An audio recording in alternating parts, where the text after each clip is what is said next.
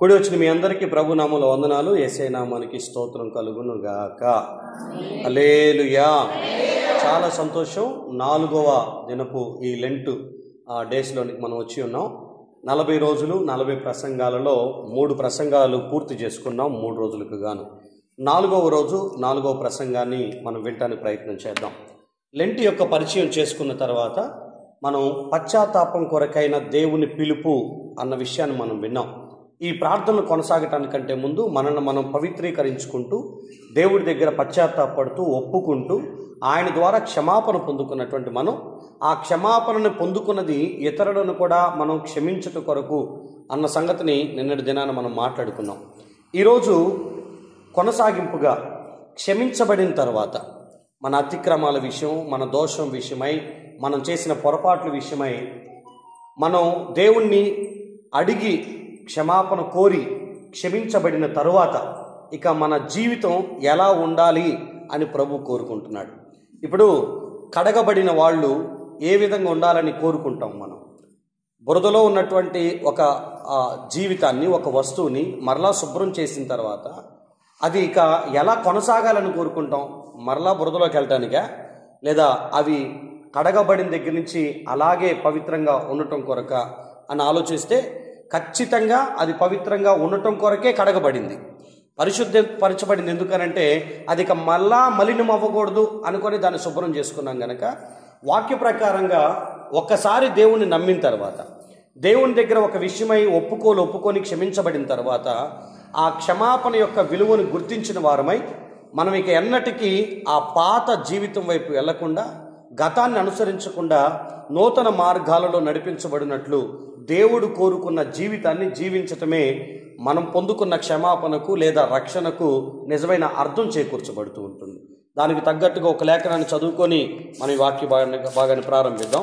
పేతురు రాసినటువంటి మొదటి పత్రిక 1వ అధ్యాయం 14-15 వచనాలు లేదా 16 దాకా మనం చదువుకోవటానికి ప్రయత్నం చేద్దాం. నేను పరిశుద్ధుడనై ఉన్నాను గనుక మీరును పరిశుద్ధులై ఉండుడని వ్రాయబడి ఉన్నది. కాగా మీరు విధేయులకు పిల్లలై మీ పూర్వపు అజ్ఞాన దశలో మీకుండిన ఆశలను అనుసరించి ప్రవర్తింపక మిమ్మును పిలిచిన వాడు పరిశుద్ధుడై ఉన్న ప్రకారము మీరును సమస్త ప్రవర్తన యందు పరిశుద్ధులై ఉండుడి. మీరు ఈ పదాన్ని మరలా జాగ్రత్తగా చూడాలి. 14వ వచనంలో ఒక లేఖనం ఉందంట, నేను పరిశుద్ధుడిని గనుక మీరును పరిశుద్ధులై ఉండండి అని వ్రాయబడింది అని. లేవియాకాండం 19వ అధ్యాయం 2వ వచనంలో ఈ లేఖనం రాయబడింది. లేవియాకాండం మొత్తం కూడా నియమాలు, నిబంధనలతో కూడినటువంటి విషయాలు ఉంటాయి, ఆజ్ఞపూర్వకమైన విషయాలు ఉంటాయి. నిర్గమాకాండంలో ప్రభు 10 ఆజ్ఞలు ఇస్తే లేవియాకాండంలో ఇంచుమించుగా 600కు పైగా ఆజ్ఞలు ఇచ్చారు. ఏం తినాలి, ఏం తినకూడదు, ఎలా ఉండాలి, ఎలా ఉండకూడదు, ఎలా ప్రవర్తించాలి, ఎలా ప్రవర్తించకూడదు, ఎవరికి ఇవ్వాలి, ఎవరికి ఇవ్వకూడదు, ఎవరితో దగ్గరికి వెళ్ళాలి, ఎవరి దగ్గరికి వెళ్ళకూడదు, ఎవరితో సంధి చేసుకోవాలి, ఎవరితో సంధి చేసుకోకూడదు, ఇలాంటి చాలా విషయాలు, చాలా ఆజ్ఞలు ఆయన మాట్లాడుకుంటూ వచ్చారు. దాంట్లో భాగంగా లేవికాండంలో నేను పరిశుద్ధుడై ఉన్న ప్రకారం మీరును పరిశుద్ధులై ఉండండి అని రాసి ఉంటుంది. ఒకసారి దాన్ని కూడా చదువుదాం. లేవికాండం 19వ అధ్యాయం 2వ వచనం. Very good. మీరు పరిశుద్ధులై ఉండాలి, ఎందుకంటే మీ దేవుడైన యెహోవా పరిశుద్ధుడై ఉన్నాడు. చాలా క్లియర్ వర్డ్. మీరు పరిశుద్ధంగా ఉండాలి, ఎందుకంటే మీ దేవుడు పరిశుద్ధుడై ఉన్నాడు గనుక మీరు కూడా పరిశుద్ధంగా ఉండాలి. మీరు ఆయన పిల్లలైతే ఆయనను పోలి నడిచిన వారై మీరు కూడా ఆయన వలె బ్రతకాలి అనేటటువంటిది అక్కడ ఉన్నటువంటి ఉద్దేశం. దాని కింద 15-16 వచనాల్లో మీకు చూస్తే, మీరు విధేయులకు పిల్లలై మీ పూర్వపు అజ్ఞాన దశలో మీకుండిన ఆశలను అనుసరించి ప్రవర్తింపక కామా. ఇక్కడ వరకు ఒక సెంటెన్స్గా మాట్లాడుతున్నారు. ఇప్పుడు క్షమించబడ్డారు కదా, రక్షించబడ్డారు కదా, ఆయన పిల్లలయ్యారు కదా, ఇక నుంచి గతంలో మీరు చేసిన వాటిని అనుసరించి నడుచుకొనక మీరు ఇప్పుడు ఏం చేయాలి? మిమ్మును పిలిచిన వాడు పరిశుద్ధుడై ఉన్న ప్రకారం మీరు సమస్త ప్రవర్తన యందు ప్రతి విషయంలో మీరు పరిశుద్ధులై ఉండుడి అనేది ఇక్కడ రాయబడినటువంటి మాట. జాగ్రత్తగా కొన్ని విషయాలు ఆలకించండి. పవిత్రత అన్న అంశం క్రైస్తవ్యానికి ఎంత ఊపిరి లాంటిదనంటే ఒక ఆత్మీయుడు బ్రతకటానికి ఊపిరితో సమానం పరిశుద్ధత. ఎందుకంటే ఇది లేకపోతే మనం దేవుని పిల్లలము అని రికగ్నైజ్ అవ్వటానికి కూడా ఛాన్స్ లేదు. మనం గుర్తించబడేది దేవునిలో ఉన్నటువంటి ఆ ప్రత్యేక లక్షణాన్ని భూమిపై ఆయన పిల్లలంగా మనం కలిగి ఉండటానికి చేసే ప్రయత్నమే ఇదిగో ఆయన నామం మహిమపరచబడటానికి లేదా మనం ఆయన పిల్లలమని గుర్తించటానికి ఇది ప్రధానమైనటువంటి అంశం. నేను మరలా ఈ పదాన్ని చెప్తున్నాను, గుర్తుపెట్టుకోనండి. మన గుర్తింపు ఆయన వలె బ్రతకటంలో మనం ఆయన వారము అని లోకం గుర్తించటానికి, మనం క్రైస్తవులము అని లోకం గుర్తించడానికి ఉన్న ఒకే ఒక అంశం పరిశుద్ధత. మిగతా రిలీజియన్స్లో కూడా ఇగో పాటలు పాడేవాళ్ళు ఉన్నారు, చప్పట్లు కొట్టేవాళ్ళు ఉన్నారు, గంతులు వేసేవాళ్ళు ఉన్నారు, ఇచ్చేవాళ్ళు ఉన్నారు, దాన ధర్మాలు చేసేవాళ్ళు ఉన్నారు, లేకపోతే చాలా ప్రయత్నాలు చేసేవాళ్ళు ఉన్నారు. కానీ క్రైస్తవ్యంలో ప్రభువుకు వలె మనం కూడా బ్రతకాలనేటటువంటి ఆజ్ఞ. నేను ఎలా ఉన్నానో మీరు అలా ఉండాలి, మీరు ఎలా ఉన్నా పర్లేదు అనే పరిస్థితి కాదు, మీరు ఖచ్చితంగా నాలాగే ఉండాలి అనేటటువంటిది ఒక నిబంధన, ఒక ఆజ్ఞ. హోలీనెస్ అనేటటువంటిది ఈరోజు మనం ఈ లేఖనాన్ని ఇలా మాట్లాడుకుంటాం. పరిశుద్ధ జీవితం 4వ రోజు మనం మాట్లాడుకునే అంశం పరిశుద్ధ జీవితం, హోలీ లైఫ్. క్షమించబడిన తర్వాత మనం పరిశుద్ధ జీవితాన్ని గడపాలి, పరిశుద్ధ జీవితాన్ని మనం గడపాలి. దేవుడు దాన్ని కోరుకుంటాడు కూడా. ఇది ఆప్షన్ కాదు క్రైస్తవుడికి. ఉపవాసం కొన్నిసార్లు ఆప్షన్గా ఇవ్వబడింది, మీరు ఖచ్చితంగా చేయాల్సిందే అని ఆజ్ఞ కాదు, అది స్పిరిచువల్ డిసిప్లిన్లో ఒక భాగం. కానీ ఆజ్ఞపూర్వకంగా ఇవ్వబడిన మాట ఏంటనంటే మీరు పరిశుద్ధులై ఉండుడి, ఎందుకంటే నేను పరిశుద్ధుణ్ణి గనుక అనే మాట. ఇది ఆప్షన్ కాదు, ఇది ఖచ్చితంగా ఆజ్ఞే. ఇంకా చెప్పాలి అనంటే ఇది రూల్స్ అనుకుంటున్నారేమో, ఒకవేళ ఇది దేవుడు పెట్టిన ఒక రూల్స్ యొక్క జాబితా లిస్ట్ ఇది అని అనుకుంటున్నారేమో. పరిశుద్ధత అనేది ఇది రూల్ కాదు, ఇది రిలేషన్షిప్ అనేది గుర్తుపెట్టుకోనండి. దేవునితో మనం కలిగి ఉండే సంబంధాన్ని సూచించేది పరిశుద్ధత. అంటే మనం ఆయన మిర్రర్, ఆయన అద్దం. మనం అద్దం ముందు నించుంటే మన ప్రతిబింబం ఉన్నట్టుగా ఎగ్జాక్ట్గా ఎలా చూపించిద్దో భూమిపై ఆయన పిల్లలంగా మనం ఆయనను పోలి ఆయన వలె ఆయన ప్రతిబింబం లాగా మనం అక్కడ కనిపించాలి. దేవునికి అంటే బైబిల్ దేవునికి ఇవ్వబడినటువంటి ఒక ప్రత్యేకమైనటువంటి లక్షణం ఏంటనంటే మనకి నిర్గమాకాండం 15వ అధ్యాయంలోనూ లేకపోతే 1 సమూయేలు 2వ అధ్యాయం 2వ వచనంలోనూ మనకి ఇవ్వబడిన పదం వేల్పులలో నీ వంటి వాడు ఎవరు ప్రభువా, పరిశుద్ధతలో, స్తుతి కీర్తనలలో, ఆరాధనలో అసలు నిన్ను పోలిన వాడు ఎవరు? పరిశుద్ధతలో నిన్ను పోలిన వాళ్ళు ఎవరు లేరు. 1 సమూయేలు 2:2 చదువుతారా? చాలా చక్కటి మాట. హన్నా కృతజ్ఞతతో ఒక పాట ప్రారంభించి ఆ పాటలో 2వ అధ్యాయం 2వ వచనంలో ఇలా స్టార్ట్ చేస్తుంది. యెహోవా వంటి పరిశుద్ధ దేవుడు ఒకడునూ లేడు, నీవు తప్ప మరి ఏ దేవుడునూ లేడు, మన దేవుని వంటి ఆశ్రయదుర్గం ఏదియు. చాలా స్పష్టంగా ఇదిగో యెహోవా వంటి పరిశుద్ధ దేవుడు ఒకడునూ లేడు. ఆయనలో ఉన్న ప్రత్యేక లక్షణం పరిశుద్ధత. ఇప్పుడు ఆయన మనల్ని కోరుకుంటున్న విధానం ఏంటనంటే మీరు పరిశుద్ధంగా ఉండాలి. పరిశుద్ధత అంటే క్రైస్తవుడి జీవితంలో ఆచారం కాదు, ఇది ఆచరణ. అది గుర్తుపెట్టుకోనండి. ఇది ఖచ్చితంగా పాటించి తీరాల్సినటువంటి జీవన విధానం. ఇది ఒక ఆచారంగా ఉంటున్నామని కాదు, ఇది ఖచ్చితంగా ఒక ఆచరణతో కూడినటువంటి జీవితం, లైఫ్ స్టైల్. ఇది జీవన విధానం, ఇది పరిశుద్ధంగా ఉండటం. ఎందుకనంటే ఆయన పరిశుద్ధుడు గనక. యెషయా గ్రంథం 6వ అధ్యాయంలో యెషయా గారు దేవుని దర్శనాన్ని అలా చూస్తూ ఉంటారు. 3వ వచనంలో దేవదూతలందరూ ఆయన సన్నిధిలో 6 రెక్కలు కలిగిన వారై 2 రెక్కలతో తన పాదములను, 2 రెక్కలతో తన శరీరమును కప్పుకుంటూ, మరొక 2 రెక్కలతో ఎగురుతూ ప్రభువుని ఒక పదంతో పిలుస్తూ ఆరాధిస్తున్నారంట. ఏమన్నా తెలుసా?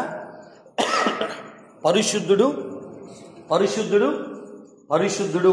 ఇదే పదాన్ని ప్రభువుని ఆరాధించటానికి దేవదూతలు వాడుతున్నట్లుగా గడప కమ్మెలు అదిరిపోయే అంతగా ఆరాధిస్తున్నారు, ఆయన పరిశుద్ధుడు, ఆయన పరిశుద్ధుడు, ఆయన పరిశుద్ధుడు అని. సమస్త ప్రవర్తన యందు మీరు పరిశుద్ధులైయుండుడి. ఆయనలాగా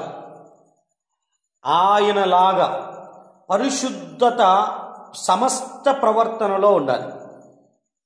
కొన్నిసార్లు మన క్రియారూపకంగా తప్పు చేయకపోవచ్చు, కానీ తలంపుల్లో తప్పు చేసేటట్లయితే, క్రియల ద్వారా ఎక్కడ తప్పు జరిగించమో కానీ నోటితో తప్పు చేయటానికి ప్రయత్నం చేస్తే, మనం సమస్త ప్రవర్తన యందు దేవుని యొక్క ప్రవర్తన అన్ని విషయాల్లో పరిశుద్ధంగానే ఉంటుంది. ఆయన ఒకరిని క్షమించినా అది పవిత్రమైనటువంటి మార్గం ద్వారానే, ఒకరికి కరుణ చూపించినా, ఒకరి ఎడల దయగలిగినా, లేదా ఆయన తన ప్రేమను వ్యక్తపరిచినా, అది ఏదైనా, అది ఎంతటి వారైనా పరిశుద్ధతకు అనుకూలమైనటువంటి నిర్ణయాలు, పరిశుద్ధతకు అనుకూలమైనటువంటి ఆ ప్రేమ ఆయన తన ద్వారా వ్యక్తపరిచేవాడు తన ప్రజలకి. సో ఇప్పుడు జాగ్రత్తగా మీరు ఆలకించండి. పరిశుద్ధత అనేది ఆయన వలె మనం బ్రతకటం కొరకు దేవుడు మనకి ఇస్తున్న ఒక ఆజ్ఞగా తీసుకునండి దీన్ని.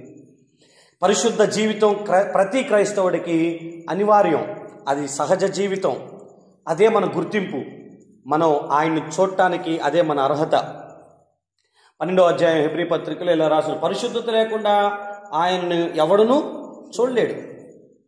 నేను ఆ లేఖనాలు మీకు చదివి వినిపిస్తాను, బట్ ఇప్పుడు జాగ్రత్తగా వినండి. ఒక 3 విషయాలు మీతో మాట్లాడతాను. అసలు పరిశుద్ధత అంటే ఏంటి, రెండోది ఎందుకు పరిశుద్ధంగా బ్రతకాలి, మూడోది పరిశుద్ధంగా ఎలా బ్రతకాలి. ఈ 3 సంఘటనలు కొద్ది మేర మనకు వివరించుకోదగినంత మేర మనం మాట్లాడుకుందాం. చాలా డీప్ సబ్జెక్ట్ ఇది, లోతైన అంశం ఇది. మనం ఒక పావు గంటలో అర్ధగంటలో వివరించుకొని మనందరికి అర్థమైపోయింది అని వెళ్ళిపోయేది కాదు. అలా అని నెగ్లెక్ట్ చేసేదా కాదు. ఇది జీవితకాలం, క్రైస్తవ జీవితకాలం ఉన్నంత కాలం కూడా ఈ విషయం గురించిన అవగాహన, ఈ విషయం గురించినటువంటి ఆలోచన ఎప్పుడు మనకు ఉండాల్సినటువంటి అంశం. కాబట్టి ఈరోజు మనకి ఎంత అర్థమవుతుందో అంతవరకు నేర్చుకోవడానికి ప్రయత్నం చేద్దాం. అసలు పరిశుద్ధత అంటే ఏంటి? పరిశుద్ధత అంటే సింపుల్ వర్డ్లో చెప్పాలనంటే పాపము లేని జీవితము, దాన్ని పరిశుద్ధత అనొచ్చు. పాపము లేని జీవితాన్ని ఏది పాపం? ఆజ్ఞ అతిక్రమమే పాపం. దేవుడు ఏ ఆజ్ఞ అయితే ఇచ్చాడో అది చేయకపోవటం, దాన్ని పాటించకపోవటం, ఆజ్ఞ అతిక్రమిస్తే అది పాపం కింద బైబిల్ లెక్క కడుతుంది. ఆ పండు తింటే పాపం వచ్చిద్ది అనంటే పండు తింటే పాపం రాలా. ఇది తినొద్దు అని ఆయన ఆజ్ఞ ఇస్తే ఆ ఆజ్ఞను మీరినందువలన పాపం అయింది. అది జాగ్రత్త మీరు అర్థం చేసుకోవాలి. పండులో పాపం లేదు, పండు మంచిదే, కానీ ఇవి తినొద్దు అని ప్రభు చెప్పిన మాటకి లోబడక ఆ మాటని అతిక్రమించిన దాని వలన వారి జీవితంలోనికి పాపం వచ్చింది. సో ఏది చెయ్యమన్నాడో అది చేయకపోవటం, ఏది చెయ్యొద్దు అన్నాడో అది చెయ్యటం అతిక్రమం అవుతుంది, పాపం అవుతుంది. నేను ఇక్కడ ఒక గీత గీశాను, ఈ గీత గీసి నువ్వు ఇటు దాటొద్దు అన్నాను, నేను వినకుండా దాటేశాను. గీత దాటితేనే తప్ప? అవును, తప్పు. ఎందుకనంటే ఆయన చెప్పాడు ఇది దాటొద్దు అని. ఆయన చెప్పిన తర్వాత దాన్ని దాటితే ఆయన మాటను నేను ఉల్లంఘించినట్లు అవుతాను, కాబట్టి అది పాపం అవుతుంది. అది పండవని గీతవని, అది ఏదన్నవని. చెయ్యొద్దు అన్నది చేయటం, చెయ్యండి అన్నది చెయ్యకుండా ఉండటం, ఆజ్ఞను అతిక్రమించటం, దాన్ని పాపం అంటారు. హీబ్రూలో దీన్ని ఏమని పిలుస్తారంటే కాదౌష్ అని పిలుస్తారు. హెబ్రీ భాషలో పరిశుద్ధత అన్న పదాన్ని కాదౌష్ అని అంటారు. మీరు ఒకవేళ రాసుకోవాలనుకుంటే రాసుకోనండి, QADOWSH అని రాస్తుంటుంది. కాదౌష్ లేకపోతే ఈ ప్రొనౌన్సియేషన్ని జాగ్రత్తగా మీరు అర్థం చేసుకోనండి. కాదౌష్ అని అంటే అర్థం ఏంటంటే టు బి కట్ ఆఫ్ అని రాస్తుంటుంది, లేదా సెపరేట్ అని రాస్తుంటుంది. అన్నిటి నుంచి తొలగిపోవటం లేదా వేరుగా బ్రతకటం. దీన్ని పరిశుద్ధతకు ఇవ్వబడినటువంటి ఒక పదం. పరిశుద్ధత అంటే ఇది అని చెప్పబడిన పదం. మనకి ఎక్కడ అర్థమవుతుంది అని అంటే పరిశుద్ధత అంటే కొన్నిటికి మనల్ని మనమే దూరం చేసుకోవటం, కొన్నిటిని తొలగించేసుకోవటం మన జీవితంలో, కొన్నిటి నుంచి దూరం అవటం, వేరుగా బ్రతకటం, దాన్ని పరిశుద్ధత అని వివరించారు. అసలు మన రక్షణ ప్రారంభం, మన ఆత్మీయ జీవిత మొదలు, మన ప్రారంభం, మన ఆరంభం, మన మొదలు ఎలా ప్రారంభమైందో తెలుసా? మనం దేవుని పిల్లలం అవటానికి, రక్షణ పొందటానికి మన ఆరంభ దశ, ఆరంభ అర్హత ఏంటో తెలుసా? మీరు ఒకసారి అపోస్తుల కార్యాలు 2వ అధ్యాయం దగ్గరికి మీరు రండి. 40వ వచనాన్ని చదవటానికి ప్రయత్నం చేయండి. అపోస్తుల కార్యాలు 2వ అధ్యాయం 40వ వచనం. ఎవరైనా ఒకళ్ళు. ఇంకను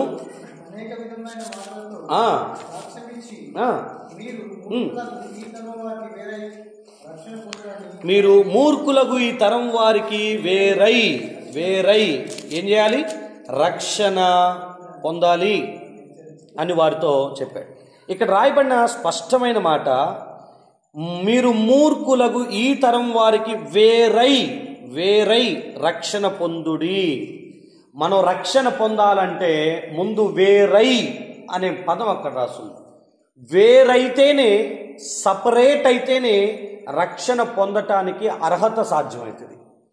మనం లోకంలో ఉండి రక్షణ పొందాలంటే అవ్వదు.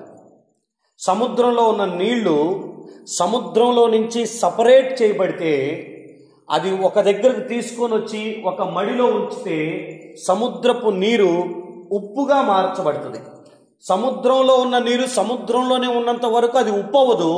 అది ఉప్పు అవ్వాలంటే సముద్రంలో నుంచి ఆ నీరు కొంత సపరేట్ అవ్వాలి. మీరు గమనించాలి. ఎప్పుడైతే దాన్ని సపరేట్ చేసి ఒక మడిలోకి తీసుకొచ్చి పెడతామో, సూర్యరశ్మి తాకి ఆ ఉప్పు నీరు ఉప్పు గళ్ళుగా మారిద్ది. దాని తర్వాత దాన్ని ప్రాసెస్ చేసి అందరికీ రుచికరమైనటువంటి ఉప్పుగా మనందరికి అందుబాటులోకి వస్తుంది. అదే నీరు కొన్ని సంవత్సరాలుగా ఆ సముద్రంలోనే ఉంటే అది ఎప్పటికీ సముద్రపు నీరుగా, ఉప్పు నీరుగానే ఉంటుంది. కానీ అందరికి ఉపయోగపడేటటువంటి ఉప్పుగా అది మారాలనంటే అది సపరేట్ చేయబడాలి, వేరవ్వాలి. వేరైతేనే అది ఉప్పుగా ప్రత్యేకంగా దాని ఉపయోగంలోనికి రాగలుగుతుంది. మన జీవితం లోకానికి ఉప్పు అని ప్రభువు మాట్లాడారు. మన జీవితం వెలుగు అని ప్రభువు మాట్లాడారు. మన వెలుగు అనేకుల ఎదుట ప్రకాశించాలి అని కోరారు. దాన్ని దేవుడు దేనితో పోల్చాడు తెలుసా? మత్తయి సువార్త 5వ అధ్యాయం 16వ వచనం, మనుషుల ఎదుట మీ సత్క్రియలను కనబడేటట్లుగా చేయండి, అప్పుడు దేవుడి నామం మహిమపరచబడుతుంది అనేది అక్కడ ఉన్న ఉద్దేశం. మనం మన సత్క్రియలను మనుషులకి కనబడేటట్లుగా జరిగించాలి.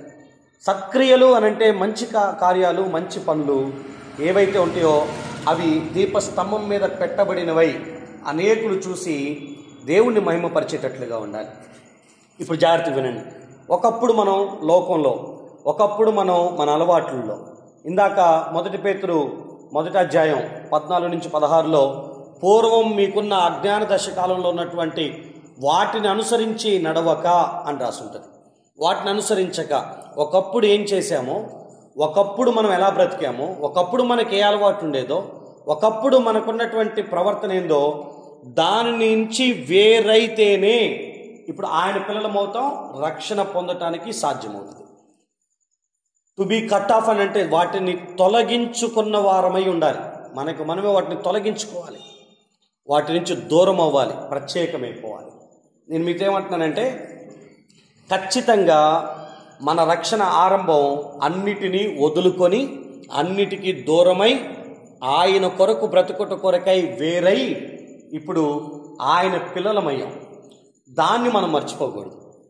పరిశుద్ధత అంటే తెంచుకోవాల్సిన వాటన్నిటిని తెంచుకొని ఆయన కొరకు బ్రతకటం పరిశుద్ధత. ఎందుకంటే ఆయన లేఖనం అలా చెప్పింది, వీటిని విడిచిపెట్టండి అని, నన్ను హత్తుకొనండి అని. దాన్ని పరిశుద్ధతగా బోధించారు.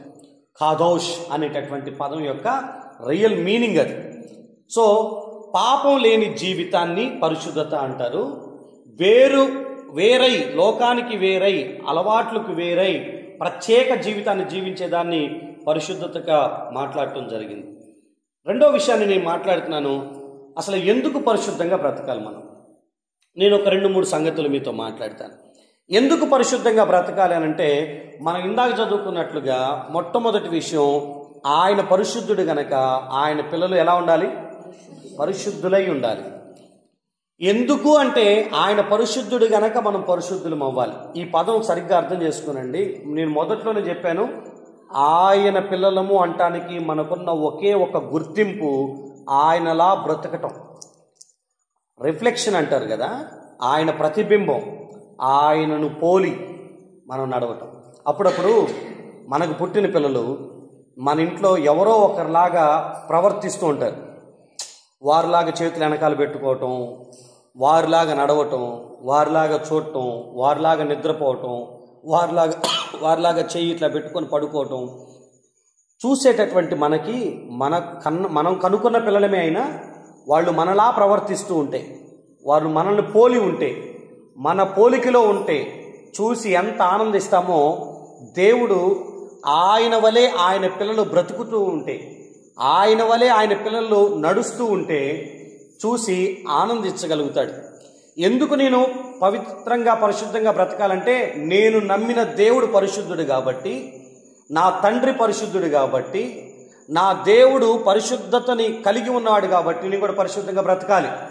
లేకపోతే నేను ఆయన బిడ్డగా కొనసాగలేను కనుక. రెండో విషయాన్ని మీకు జ్ఞాపకం చేస్తాను. 1 కొరింథీ 6వ అధ్యాయం 19 నుంచి 20 వచనాల వరకు మీరు చూస్తే, మీ దేహం విలువ పెట్టి కొనబడింది. మీ దేహం మీలో ఉన్న పరిశుద్ధాత్మకు ఆలయమై ఉంది. మీ దేహం దేవుని ఆలయం గనక దాన్ని మీరు పవిత్రంగానే కాపాడుకోవాలి. దాన్ని జారత్వంతో నింపకూడదు. దాన్ని ఖచ్చితంగా పరిశుద్ధంగా కాపాడుకోవాలి.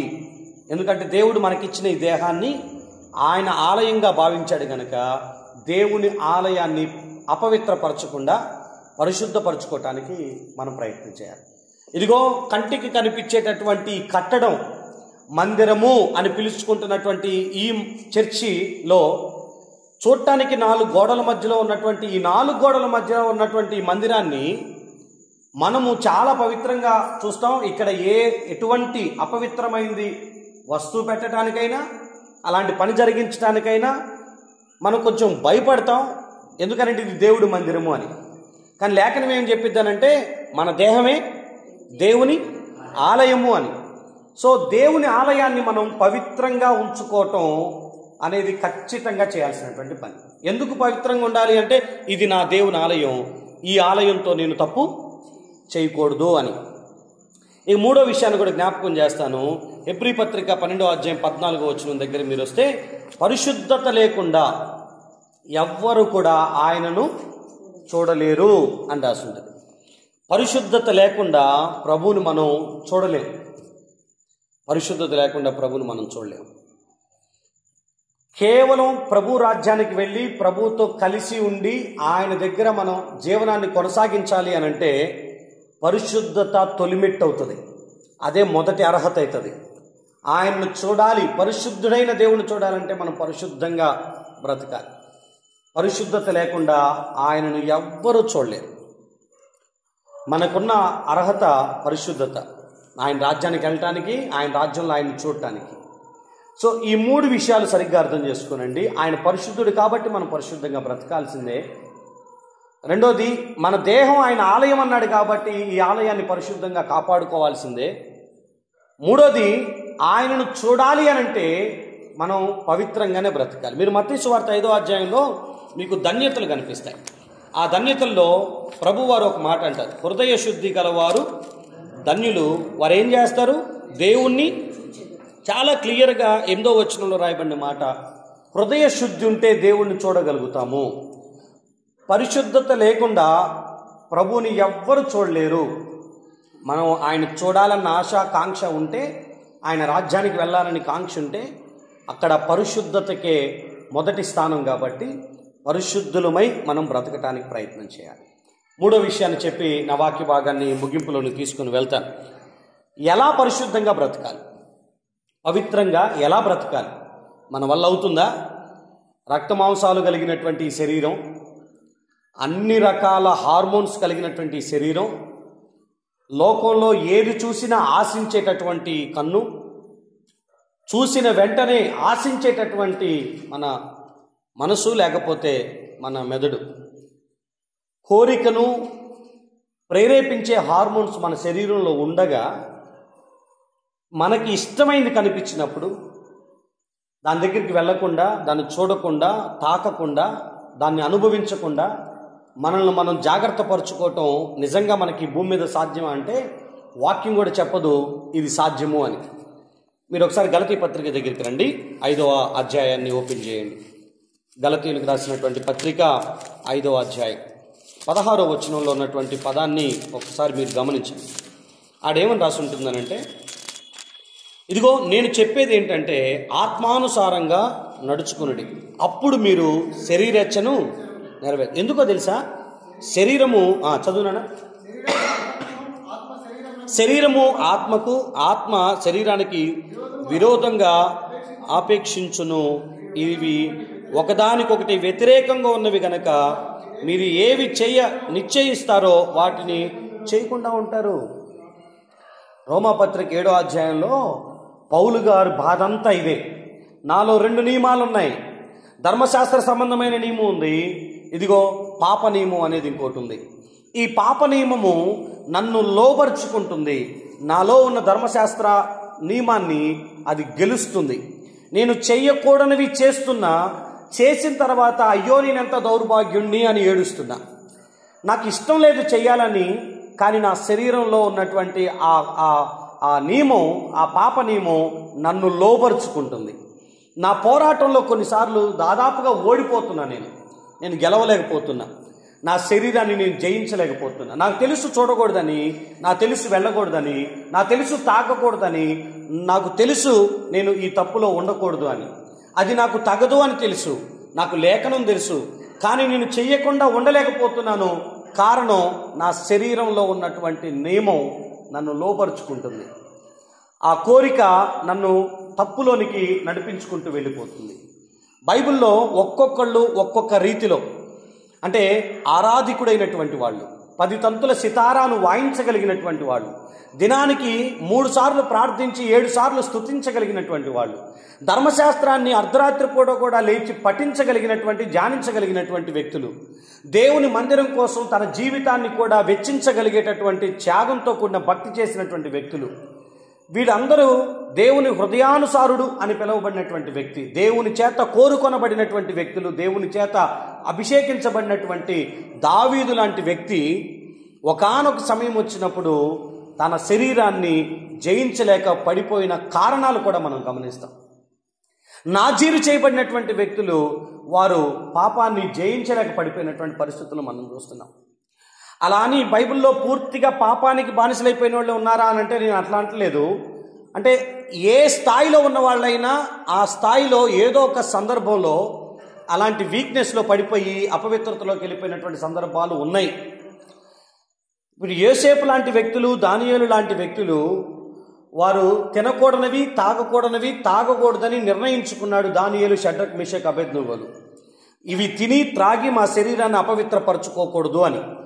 యోసేపుండి నీ భర్త చూడకపోయినా, ఇంట్లో పనివాళ్ళు చూడకపోయినా, నా దేవుని ఎదుట ఇంత గొప్ప దుష్కార్యాన్ని నేను ఎలా చేయగలను అని చెప్పి దాని నుంచి దూరం అయిపోగలిగాడు.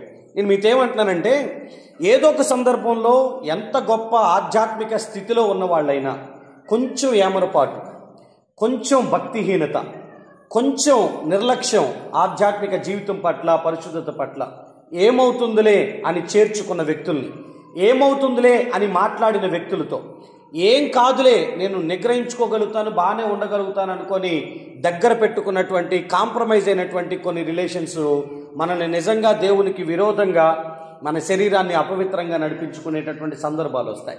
ఫోన్లో మాట్లాడితేనే పాపం జరిగిద్దా?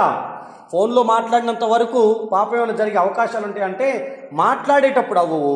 ఆ మాటలు కొనసాగుతూ వెళుతున్నటువంటి దినాల యొక్క పరిమాణాన్ని బట్టి అది నిన్ను ఖచ్చితంగా ఆ దిశగా నడిపించడానికి ఏదో ఒక చిన్న వీక్ పాయింట్ చాలు, ఒక చిన్న బలహీన క్షణాలు చాలు మన పవిత్రతను మనం కోల్పోవటానికి. నేను ఈ మాట జ్ఞాపకం చేస్తున్నా మీకు. కొన్నిసార్లు మనం మన శరీరాన్ని జయించలేని పరిస్థితిలో ఉంటున్నప్పుడు, ఇదిగో గలతీ పత్రిక 5వ అధ్యాయం 16వ వచనం దగ్గరికి రండి.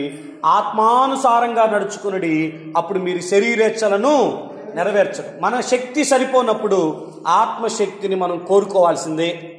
ఆత్మదేవుని బట్టి పరిశుద్ధతను కాపాడుకోగలుగుతాం. ఇది గుర్తుపెట్టుకోనండి. పరిశుద్ధత మన శక్తి సామర్థ్యాలను బట్టి కాదు, ఆత్మను బట్టి, ఆత్మను అనుసరించి నడవటాన్ని బట్టి అది సాధ్యమైంది. ఎలా పరిశుద్ధంగా బ్రతకగలుగుతానంటే ఆత్మానుసారంగా నడుచుకోవటమే. ఆధ్యాత్మిక ఆత్మానుసారమైనటువంటి నడక, పరిశుద్ధాత్మ దేవుని యొక్క సూచన, ఆలోచన మన జీవితాన్ని పరిశుద్ధంగా నడిపించగలదు. ఇంకొక అంశం ఏంటంటే పరిశుద్ధంగా బ్రతకటానికి ఎలా సాధ్యం అంటే 119వ కీర్తన 9వ వచనాన్ని 11వ వచనాన్ని మీరు చదివితే, యవనస్తులు దేని చేత తమ నడతను శుద్ధిపరచుకోగలుగుతారు? నీ వాక్యమును బట్టియే కదా అని రాసుంటుంది. 11వ వచనంలో, దేవా నేను నీ ఎదుట పాపం చేయకుండా ఉండినట్లుగా నా హృదయంలో నీ వాక్యమును ఉంచుకొని ఉన్నాను అని అంటాడు ఆయన. 133వ కీర్తనలో, నీ వాక్యమును బట్టి నా అడుగులు స్థిరపరచు. నా అడుగులు స్థిరంగా ఉండాలి, నా అడుగులు స్థిరంగా ఉండాలి. చాలా క్లియర్గా మనం పరిశుద్ధంగా బ్రతకాలి అని అంటే మనకున్నటువంటి మరొక మార్గం దేవుని వాక్యం. దేవుని వాక్యం మాత్రమే మనకి దిశానిర్దేశాన్ని చూపించగలిగిద్ది. ఏది మంచి, ఏది మంచిది కాదు, ఏది పరిశుద్ధత, ఏది పరిశుద్ధత కాదు, ఏది చూడాలి, ఏది చూడకూడదు అని స్పష్టంగా మనతో మాట్లాడగలిగేది దేవుని యొక్క వాక్యమే. మీరు మరొక మాటను కూడా మీకు జ్ఞాపకం చేస్తాను. ఒకటి, ఆత్మదేవుని సహాయాన్ని బట్టి, ఆత్మానుసారంగా నడుచుకోవటాన్ని బట్టి. రెండోది, దేవుని వాక్యాన్ని బట్టి. మీరు 37వ వచనం చూడండి, 119వ కీర్తన 37వ వచనం, వ్యర్థమైన వాటిని చూడకుండా నా కన్నులు త్రిప్పివేయము, నీ మార్గంలో నడుచుకొనుటకు నన్ను బ్రతికింపుము అని రాస్తుంది. దీన్ని బట్టి నేనేమంటున్నానంటే, అసలు వ్యర్థమైనది ఏదైనా ఉంటే దాన్ని చూడకుండా నా కన్నులు త్రిప్పివేయమనేది ప్రార్థన. ప్రార్థనను బట్టి, మన జీవితంలో కలిగి ఉండే ప్రార్థనను బట్టి ఖచ్చితంగా మనం పరిశుద్ధతను కాపాడుకోగలుగుతాం. ఈ పదాన్ని ఇంకొంచెం ఎలాబరేట్ చేసి చెప్తాను. ప్రార్థన అంటే దాని అర్థం ఆయనతో నడిచే నడక, ఆయనతో కలిగి ఉండే సహవాసం. ఇది గుర్తుపెట్టుకోనండి. ప్రార్థన అంటే ఆయనతో కలిగి ఉన్న సంబంధం. నేను ఆయనతో మాట్లాడటం, ఆయన నాతో మాట్లాడటం. ఈ ప్రక్రియ ఆయనకి నాకు మధ్య ఉండే సంబంధాన్ని ఏర్పాటు చేస్తుంది. నేను ముందే చెప్పాను, ఇది రూల్ కాదు, రిలేషన్షిప్ అని. దేవుడితో మనం సంబంధం కలిగి ఉంటే ఆయనలో ఉన్న లక్షణాలను చూస్తూ ఉంటాను కాబట్టి అవి నా జీవితం మీద ప్రభావితం చూపిస్తాయి. నా దేవుడు ఈ సమయంలో ఇలా బ్రతికాడు, ఆయన మాటలో, ఆయన ఆలోచనలో, ఆయన నిర్ణయాలలో తప్పు లేదు గనక ఆయనతోనే ఉంటూ ఆయన వలే కాక ఇంకెలా బ్రతకగలుగుతాం? ప్రార్థన ఆయనలాగా మనల్ని బ్రతకడానికి పురికొల్పుతుంది. దావీదుకి ఎవరు చెప్పొచ్చారు? కంటితో చూసేటటువంటివి వ్యర్థమైనవో కాదో చూస్తున్న వ్యక్తికి తప్ప నా పక్కనున్న వ్యక్తికి కూడా అర్థం కావు. కానీ దావీదు అంటున్నాడు, వ్యర్థమైనవి చూడకుండా నా కన్నులు త్రిప్పివేయి ప్రభువా అని మాట్లాడుకోగలుగుతున్నాడు. నేను మీతో ఈ మాట అంటున్నాను, వాక్యాన్ని బట్టి, ప్రార్థనను బట్టి, ఆత్మానుసారంగా నడిచే నడకను బట్టి పరిశుద్ధత సాధ్యమవుతుంది. చివరిగా 4వ పాయింట్ గుర్తుపెట్టుకోనండి. హెబ్రీ పత్రిక 10వ అధ్యాయం 25వ వచనంలో ఉన్నటువంటి మాటను మీరు గమనిస్తే, సహవాసాన్ని బట్టి కూడా మనం పవిత్రంగా బ్రతకటానికి ఒక గొప్ప కారణంగా అది ఉంటుంది. చూడండి, హెబ్రీ పత్రిక 10వ అధ్యాయం 25వ వచనం నేను చదువుతున్నాను. కొందరు మానుకొనుచున్నట్టుగా సమాజంగా కూడుట మానక ఒకరినొకడు హెచ్చరించుచు, ఆ దినము సమీపించుట మీరు చూచిన కొలది మరి ఎక్కువగా అలాగు చేయుచు, ప్రేమ చూపుటకును సత్కార్యములు చేయుటకును ఒకరినొకడు పురికొల్పవలనని ఆలోచింతుము అని రాసి ఉంటుంది. సహవాసంలో జరిగేటటువంటి గొప్పతనం ఏంటనంటే, మీకు అక్కడ పురికొల్పుకోవటం, హెచ్చరించుకోవటం అని రాసి ఉంటుంది. రేపటం, ఎంకరేజ్ చేయటం, లేకపోతే వాళ్ళని గద్దించటం. రెబ్యూక్ అండ్ ఎంకరేజ్, ఈ రెండు సహవాసంలో జరుగుతాయి. ఒకరిని గద్దించటం, ఇలా చేయకూడదు అని చెప్పేటటువంటి మాట అయితే సేవకులు, లేకపోతే ప్రసంగం ద్వారా, లేకపోతే తోటి విశ్వాసులు. మనం చేసే తప్పుని మనకి చెప్పి మనల్ని గద్దించగలిగే వాళ్ళు మన ఆధ్యాత్మిక లైఫ్లో ఎవరైనా ఒకరిని పెట్టుకోవాలి, కనీసం ఒకరిని పెట్టుకోవాలి. మనం తప్పు చేస్తే మనల్ని నిలదీసి అడిగేవాళ్ళు మన లైఫ్లో ఒకళ్ళు ఉండాలి. అది ఎవరైనా సరే. లేదా మీ సేవకుడికి ఆ అధికారం ఇచ్చేయండి. మీ పక్కన ఎవరైనా ఆత్మీయులకి ఆ అధికారం ఇవ్వండి. నేను తప్పు చేస్తే నన్ను నిలదీసే హక్కు నీకుంది, నన్ను నిలదీసి అడుగు అని. ఏమవుతుందనంటే చెప్పకపోతే, హెచ్చరించకపోతే, గద్దించకపోతే వాళ్ళు అదే త్రోవలో ఇంకా ముందుకు కొనసాగుతూనే ఉంటారు. ఇప్పుడు పారుతున్న నీళ్ళకి ఎవరొకళ్ళు అడ్డుకట్టేయకపోతే అది వెళ్తూనే ఉంటుంది. ఇక ఎవరొకళ్ళు అడ్డుకట్టేసన్నా దాన్ని ఆపాల, దాన్ని కంట్రోల్ చేసేవాళ్ళంటూ ఉండాలా, దాన్ని హెచ్చరించి గద్దించే వాళ్ళంటూ ఉండాలా. సో ఆ స్థితిలో మనం ఉంటే సమాజంగా సంఘంగా కూడుకున్నప్పుడు ఫెలోషిప్లో ఇవన్నీ మనకి జరుగుతాయి, సహవాసంలో. రెండోది పురుకొల్పుకోవటం. ఒకవేళ ఎవరైనా బలహీనంగా ఉన్నారు, వాళ్ళు పైకి రాలేకపోతున్నారు, వాళ్ళు ఎదగలేకపోతున్నారు, జయించలేకపోతున్నారు, వాళ్ళ బలం సరిపోవట్లేదు, వాళ్ళ శక్తి సరిపోవట్లేదు, ఆ టైంలో సహవాసంలో ఉన్న మిగతా వాళ్ళు వారికి చెయ్యందించగలగాలి. గుంటలో ఉన్నాడు, పైకి రావాలని ప్రయత్నం చేస్తున్నాడు, ఒక్కడి వల్ల అవ్వట్లేదు, నువ్వు కూడా చేయిస్తే కలిసి పైకి వస్తాడు. నువ్వు కొంచెం సపోర్ట్ చేస్తే అతను అలవాటు మానుకోగలుగుతాడు. సాయంత్రం అయితే 7 అయితే పని నుంచి వస్తే, పొలం నుంచి వచ్చేస్తే ఇదిగో తాగాలని నాకు అనిపిస్తుంది అనుకుంటే ఒకళ్ళు సపోర్ట్ చేయండి.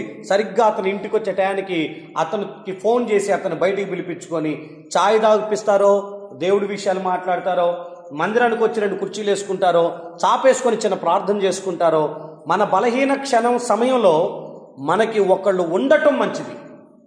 దానియేలు రాజుతో ఒక మాట అంటాడు, మీ కలభావాన్ని నేను చెప్తానని.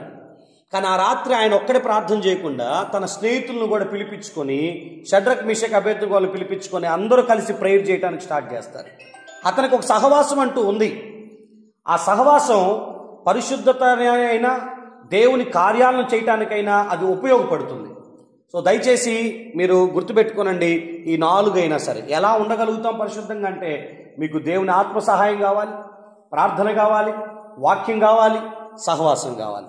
ఈ 4ని బట్టి పరిశుద్ధత మనకు సాధ్యమవుతుంది. దేవుడి మాటలు దీవించునుగాక. మోకరించండి, కళ్ళు మూసుకోనండి, ప్రార్థన చేసుకోండి.